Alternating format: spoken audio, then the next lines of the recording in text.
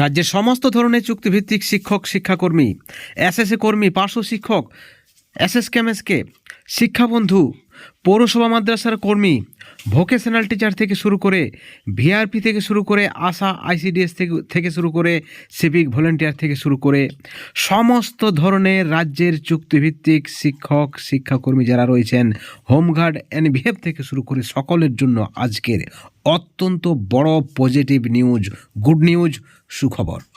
বন্ধুগণ, সূত্র মারফত আমাদের কাছে যে খবর রয়েছে 2025 সালের মধ্যেই অর্থাৎ 2026 সালের আগেই রাজ্যের সমস্ত ধরনের চুক্তিভিত্তিক কর্মী যারা রয়েছেন, চুক্তিভিত্তিক শিক্ষক শিক্ষাকর্মী যারা রয়েছেন, যারা দীর্ঘদিন ধরে বঞ্চিত রয়েছেন, যারা হয়তো অনেকেই একটা জল্পনা শুনছেন বা কিছুদিন থেকেই একটা ভালো খবরের, সুখবরের আশায় রয়েছেন, তাদের সকলের জন্য আজকের এই প্রতিবেদন অত্যন্ত গুরুত্বপূর্ণ প্রতিবেদন। আপনাদেরকে অনুরোধ করব আপনারা পুরো ভিডিওটি সম্পূর্ণ দেখবেন। বন্ধুগণ, 2024 সালের শুরু থেকেই রাজ্যের যে সমস্ত বঞ্চিত চুক্তিভিত্তিক কর্মীরা রয়েছেন, চুক্তিভিত্তিক শিক্ষক শিক্ষাকর্মীরা রয়েছেন, এসএসএম কর্মী রয়েছেন বা আদার্স ডিপার্টমেন্টের যে সকল কর্মীরা রয়েছেন, ইনক্লুডিং সিভিক ভলেন্টিয়ার থেকে শুরু করে আশা, আইসিডিএস, ভিআরপি, সকলের জন্য যে খবর রয়েছে, ভোকেশনাল টিচার থেকে শুরু করে পার্ট টাইম শিক্ষক, সকলের জন্য যে খবর রয়েছে, রাজ্য সরকারের যে আমরা খবর পেয়েছি আভ্যন্তরীণ বিষয়, যে সেখানে চর্চা হয়েছে এই সকল চুক্তিভিত্তিক কর্মীদের বিষয়ে, এবং সেখানে রাজ্য সরকার 2026-এর বিধানসভা নির্বাচনের আগেই সকলের জন্য ভালো খবর বা ভালো ঘোষণা করবে, যেমনটা কিন্তু আমাদের কাছে খবর রয়েছে। অত্যন্ত বড় ব্রেকিং নিউজ। আপনারা সকলে জানেন, অনেকেই এই মুহূর্তে ভাবছেন যে যদি 2024-এর মধ্যে কিছু না হয়, 2025-এর শুরুতে কিছু না হয়, তাহলে রাস্তায় নামা হবে। বিশেষ করে এসএসএ কর্মীদের পক্ষ থেকে, পার্শ্ব শিক্ষকদের পক্ষ থেকে, এসএসকেএমএসকেদের পক্ষ থেকে, শিক্ষাবন্ধুদের পক্ষ থেকে এই ধরনের একটা প্রোগ্রাম বা ভাবনা চিন্তা রাখা হচ্ছে।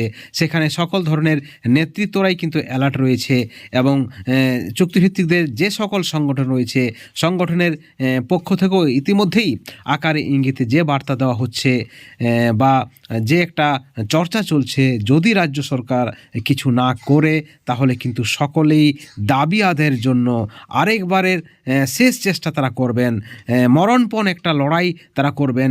সেখানে সরকারের বিরোধিতায় হোক বা সরকারের পক্ষে হোক, বা রাজ্যের যে সকল মানুষ রয়েছেন, জনসাধারণ রয়েছেন, তাদেরকে জানান দেওয়ার জন্য হোক। অর্থাৎ তারা রাস্তায় নামবেন তাদের হকের দাবি, তাদের ন্যায্য দাবি আদায়ের জন্য।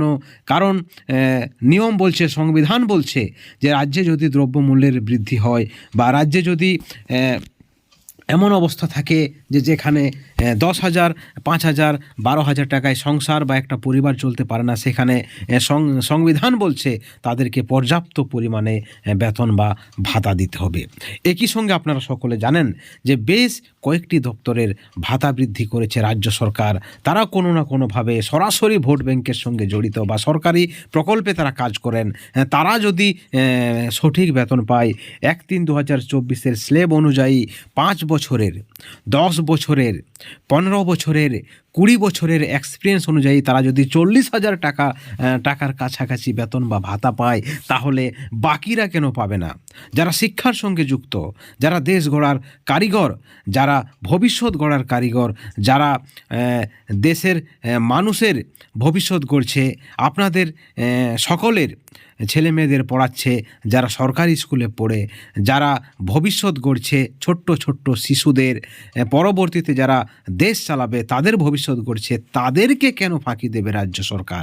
বা তাদেরকে কি ফাঁকি দেওয়ার কোনো অথরিটি রয়েছে, কোনো ক্ষমতা রয়েছে, কোনো অধিকার রয়েছে রাজ্য সরকারের বা কেন্দ্র সরকারের? কোনো কি সংবিধান তাকে অধিকার দিয়েছে যে এইভাবে বঞ্চনা করে যাও?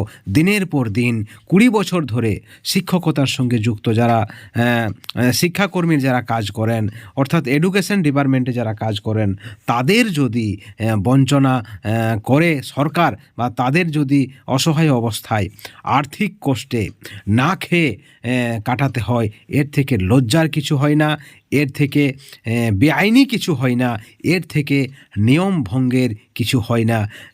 বা বলতে পারেন চুক্তিভিত্তিকদের একাধিক যে মতামত প্রকাশ করেছেন একাধিক কর্মীরা, সেখানে শিক্ষক বা শিক্ষাকর্মী বা কর্মী যারা রয়েছেন তারা বলছেন এই ধরনের বঞ্চনা বা এই ধরনের যে বঞ্চনা তাকে একদিকে যেমন অন্যায় তারা বলছেন এবং ঠিক অপর দিকে তারা ক্রাইমের সঙ্গেও তুলনা করছেন অধিকাংশ কর্মীরা। কারণ কি?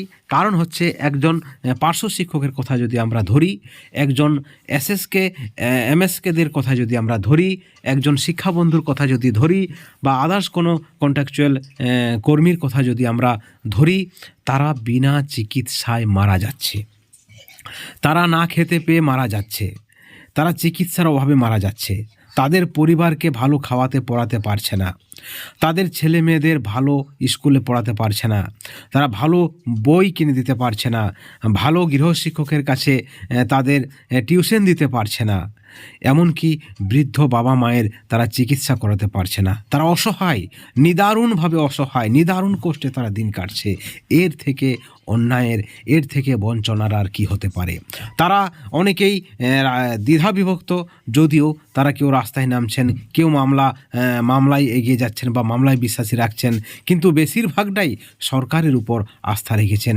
তাদের আশা, তাদের দাবি এই সরকার, মা মাটি মানুষের সরকার 2009 সালে ক্ষমতায় আসার পূর্বে যে মুখ্যমন্ত্রী তাদের সভাতে গিয়ে তাদেরকে প্রতিশ্রুতি দিয়েছিলেন, ক্ষমতায় আসার 3 বছরের মধ্যে প্রথম ক্যাবিনেট মিটিংয়ে যিনি বলেছিলেন যে 3 বছরের মধ্যে স্থায়ী করে দেবেন, সেই সরকার, সেই সরকারের মুখ্যমন্ত্রী তার প্রতিশ্রুতি কিন্তু রাখেনি। এর থেকে অন্যায়ের আর কি হতে পারে? কিন্তু আমাদের কাছে যে পজিটিভ নিউজ রয়েছে, অবশেষে এই সকল চুক্তিভিত্তিকদের নিয়ে ভাবনা চিন্তা করছে রাজ্য সরকার, সরকারের আভ্যন্তরে এই নিয়ে আলোচনা চলছে।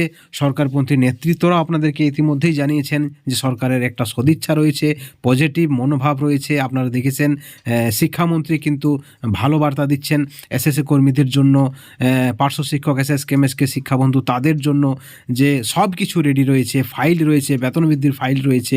শুধুমাত্র মুখ্যমন্ত্রী একটু সদয় হলেই তাদের ঘোষণা হবে বা জিও বের হবে। এখন প্রশ্ন হচ্ছে মুখ্যমন্ত্রী সদয় হতে আর কত দেরি? যে খবর রয়েছে যে খুব শীঘ্রই সরকারের পক্ষ থেকে ভালো কিছু ঘোষণা হবে এবং সেটা 2025-এর মধ্যেই হবে, তেমনটা কিন্তু আমাদের কাছে খবর রয়েছে। এই খবরের পরিপ্রেক্ষিতে অবশ্যই আপনাদের মতামত আপনারা চ্যানেলের কমেন্ট সেকশনে কমেন্ট করে জানাবেন এবং একই সঙ্গে আপনাদেরকে বলবো আপনারা বিচলিত হবেন না, আস্থা রাখুন এবং সকলেই ভালো থাকুন, সকলকে ভালো রাখার চেষ্টা করুন। Thank you so much.